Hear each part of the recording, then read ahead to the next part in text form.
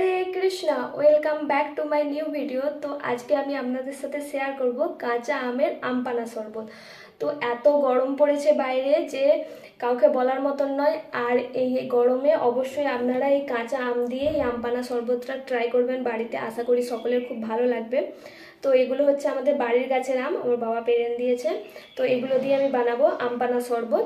তো আমরা তো সকলেই জানি যে নৃসিংহদেব ভগবানের আম কতটা পছন্দের।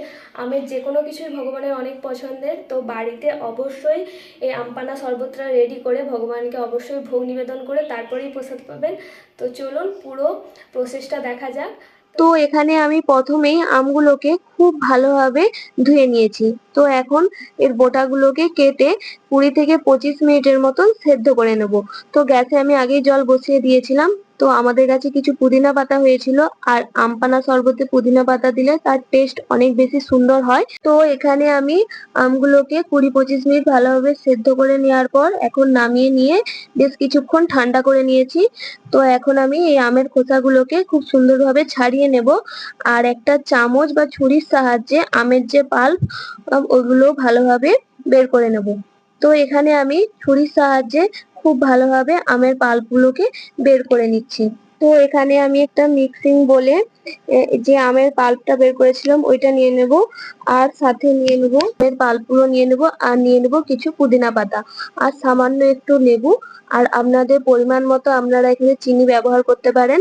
আমি আমার পরিমাণ মতো দিয়েছি, আর কিছুটা বিট লবণ দিয়ে খুব ভালোভাবে এটাকে পেস্ট করে নিতে হবে। তো এখন একটা কাঁচের গ্লাসে এই পাল্পটা কিছুটা নিয়ে নেব, আর এর মধ্যে অ্যাড করব কিছু মশলা।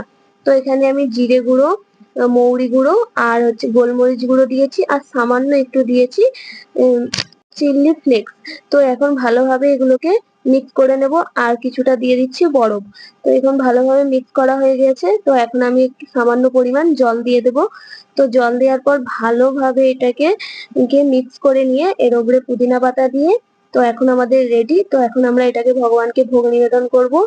তো আপনারাও বাড়িতে এটাকে এরকম ভাবে একবার আমপানা শরবত বানিয়ে দেখবেন, অসম্ভব সুন্দর হয়। আর এই গরমের দিনে তো অনেক ভালো লাগে।